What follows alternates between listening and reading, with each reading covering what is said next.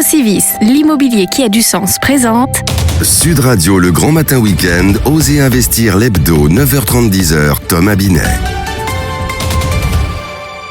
Bienvenue à vous, chers auditeurs. Vous écoutez Osez investir, 61e numéro, l'hebdo de l'investissement réussi. Bonjour Thomas Binet. Bonjour Philippe. Alors, vous allez nous parler de quoi cette semaine ? On va parler de plein de choses. On va d'abord commencer avec un thermostat intelligent connecté pour l'innovation de la semaine. On va recevoir ensuite Jean-Marc Peter, le directeur général de Sofidy, société de gestion de SCPI. C'est une société de gestion de fonds immobiliers en commerce et en bureau. On continuera avec notre consultant en logement Bernard Cadot.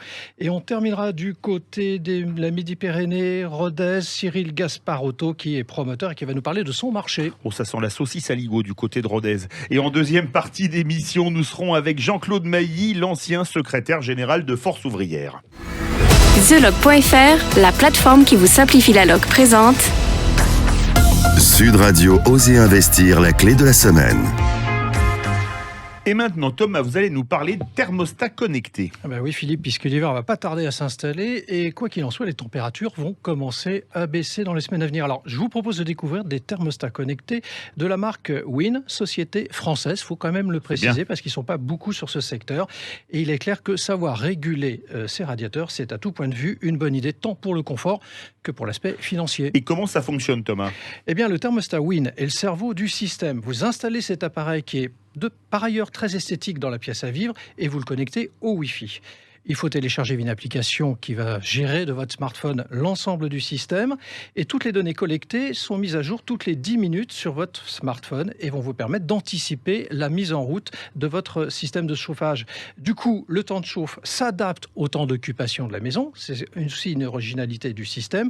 Dès que le possesseur de l'application se rapproche de l'habitation concernée, il n'y a aucune programmation à prévoir car cet assistant intelligent ajuste la température en fonction des habitudes collectés. C'est des algorithmes qui calculent tout. Les capteurs sont sensibles au bruit et vont composer avec ce thermostat. Du coup, permettront également de détecter la présence d'habitants dans la maison. Et combien ça coûte, Thomas ? Eh bien, le thermostat Win, qui renferme 19 innovations brevetées, coûte actuellement 169 € contre 249 € habituellement. Mais en faisant l'acquisition sur win.fr et non pas sur les autres sites d'e-commerce, qui va plaire à Jean-Marc Peter, qui va venir nous parler de commerce dans quelques instants, ce thermostat intelligent doit vous permettre de réaliser jusqu'à 25% d'économie d'énergie en moyenne, ce qui peut représenter, pour qu'on se rende bien compte, environ 400 € pour une maison de 100 mètres carrés.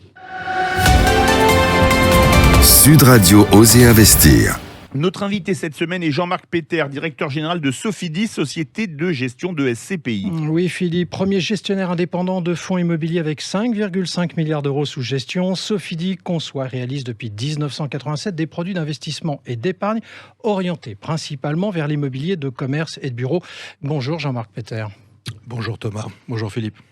Jean-Marc Peter, la situation actuelle dans le monde du commerce est dramatique. Nous sommes mi-novembre, une période propice aux achats pour Noël et les magasins sont fermés sans totale certitude d'être ouverts en décembre. Comment voyez-vous cette situation ? Écoutez Thomas, j'ai essayé de rassurer vos auditeurs. Nous faisons des fonds qui sont des SCPI qui investissent dans l'immobilier pour procurer des compléments de revenus, particulièrement pour ceux qui sont à la retraite. Donc l'investissement immobilier est un investissement qui se conçoit sur le long terme et donc la situation qu'on vit actuellement effectivement est dramatique, mais il ne faut pas tout jeter à la poubelle. Je ne pense pas qu'on sera éternellement en période d'épidémie et de crise sanitaire. Et nul doute que si les commerces rouvrent au début du mois de décembre, ce que je suppose, il va y avoir quand même une partie de l'épargne des Français qui va venir alimenter ces commerces qui seront bien contents d'accueillir ces clients quelque peu frustrés, il est vrai, pour le moment. Alors, il ne vous a pas échappé que Gap veut fermer ses magasins en Europe. Ça fait 120 boutiques en France, quand même, aussi. Le printemps, 7 magasins. Célio, 102 magasins. Bref, je m'arrête là. Je ne parle même pas des boutiques indépendantes. Comment peut-on dire aujourd'hui que l'avenir est au commerce et non au e-commerce, vu ce qu'on voit ? Alors le e-commerce, il ne faut pas effectivement se voiler la face, prend des parts de marché au commerce physique. Alors Gap est en difficulté depuis 20 ans, il faut le savoir. C'est vrai que le Covid a dû accélérer les choses.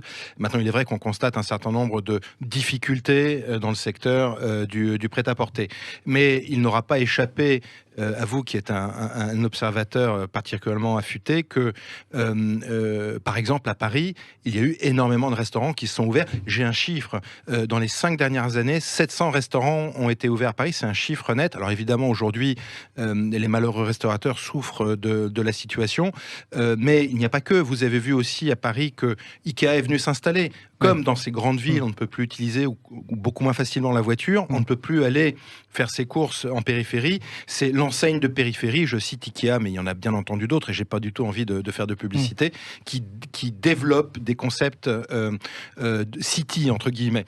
Vous avez aussi tout ce qu'on ne peut pas faire sur Internet, se coiffer, les soins du corps, etc. Tout ça se développe. Donc, lorsque vous voyez un commerçant qui quitte son pas de porte, un autre, en tout cas, je parle des grandes métropoles comme Paris et Lyon et Bordeaux, un autre commerçant vient le remplacer pour s'approcher de cette clientèle qui est importante parce que néanmoins, il y a un phénomène, je dirais en France, en Occident et partout dans le monde, c'est la métropolisation. Il va y avoir, je pense, de plus en plus d'urbains et de moins en moins de ruraux. Alors, Jean-Marc Peter, Bruno Le Maire, ministre de l'économie, veut obliger les foncières à accorder des réductions de loyer, ça vous a forcément pas échappé, aux locataires professionnels. Comment jugez-vous son approche ? Ça s'appelle la méthode « donne-moi ta manche, je te donnerai l'heure », comme disait Coluche.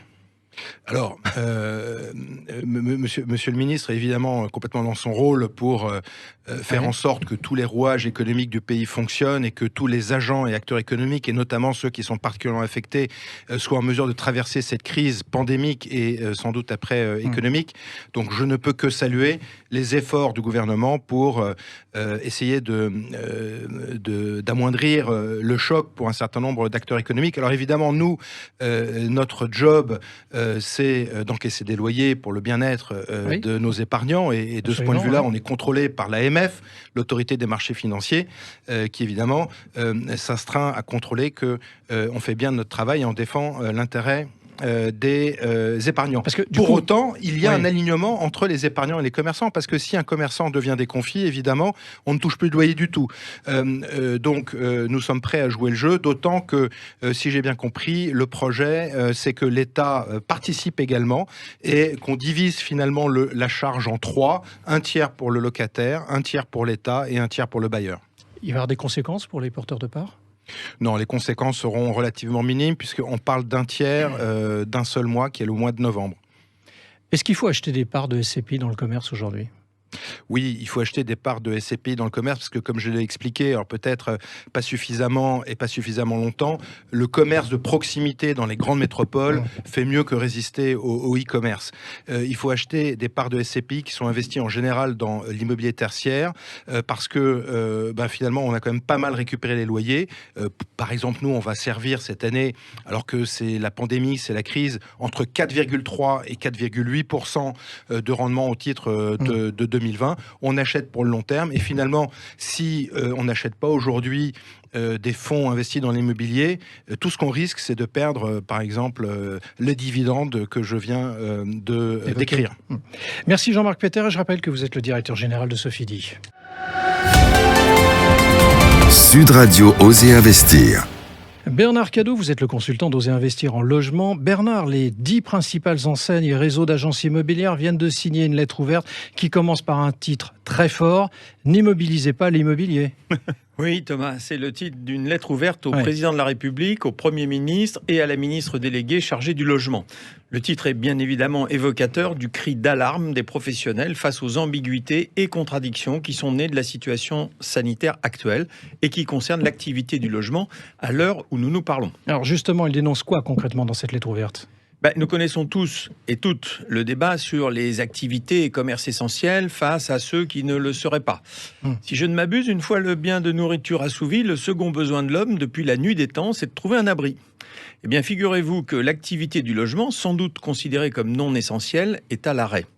Les professionnels ont interdiction de réaliser des visites de biens à la location comme à la vente. Pour le coup, on peut dire que c'est du confinement efficace, ça. Mais dans le même temps, un propriétaire est autorisé à mettre son bien en vente, à faire réaliser les diagnostics obligatoires, à déménager, à signer un acte authentique chez un notaire, etc. Mais dans le même temps également, les visites sont autorisées dans le parc public locatif. Comment s'y retrouver ? C'est impossible. Alors justement, vous en pensez quoi, vous, de cette situation ? Soyons cohérents. Le logement fait partie du parcours de vie de tous. Il est donc essentiel, quoi que certains en pensent. Les professionnels ont déjà pris des mesures très strictes concernant la sécurité de leurs clients et de leurs collaborateurs. Et ils sont prêts à aller aussi loin que nécessaire encore. Faut-il rappeler tout ce que l'immobilier et le logement apportent à la richesse nationale ? Faut-il insister sur ces projets de vie qui sont de fait mis de côté ? Et pour combien de temps, on ne sait pas. Faut-il rappeler que, faute d'activité, des milliers d'entreprises et d'emplois sont en péril ? Non, c'est inutile, bien sûr. Alors, rêvons un peu ce matin que le bon sens l'emporte, mais vite. Alors, il faut préciser, Bernard, que ça représente 32 000 emplois quand même pour 5 800 agences et cabinets immobiliers. Plus tous les autres qui ne sont pas signataires de la lettre. Absolument. Merci, Bernard. ImmoEstime, commercialisateur en immobilier neuf, présente Sud Radio Osez Investir Immo News. Thomas, nous sommes en duplex avec Cyril Gasparotto, directeur général d'Eclise Promotion. Vous êtes promoteur sur la région Midi-Pyrénées et nous vous recevons ce matin pour parler de Rodez, ville de 24 000 habitants située dans l'Aveyron. Bonjour Cyril Gasparotto. Bonjour à vous. Comment se porte le marché du neuf sur Rodez et quelle est sa tendance actuelle ? Écoutez, du côté de l'offre, c'est un peu la même situation que dans de nombreuses villes en France. Une petite raréfaction liée au confinement et à la période électorale et préélectorale. Et du côté de la demande, c'est la particularité de la période que nous vivons en ce moment, malgré les effets de la crise. Elle est toujours là. Il y a toujours, il y a toujours des clients qui souhaitent investir. Et le problème de l'offre fait qu'il y a une raréfaction des différences de produits. Alors, et pour l'instant, pas de tension et d'augmentation de prix. Pas de tension et d'augmentation. Alors, au-delà de la situation de chacun, si je souhaite faire un placement sur Rodez, vers quel type de bien devrais-je m'orienter selon vous ? Alors, si c'est votre premier investissement, il faut aller vers une typologie type T1, T2 qui vous permettra de faire un investissement avec un effort d'épargne plus faible, de tester un petit peu cet investissement en immobilier, qui est un investissement important quand on veut avoir une épargne à long terme et construire un portefeuille. Si c'est pas votre premier investissement, regardez un peu du côté d'une typologie plus grande avec un effort d'épargne plus conséquent et une situation plus pérenne au niveau de l'emplacement avec sur des quartiers qui sont moins sujets à la volatilité ou à l'instabilité, on va dire. Merci Cyril Gasparotto. Restez avec nous, on revient dans un instant avec le Club Osez Investir et Jean-Claude Mailly. Sud Radio, le grand matin week-end, Osez Investir l'hebdo, 9h30, 10h, Thomas Binet. Avec Procivis, l'immobilier qui a du sens.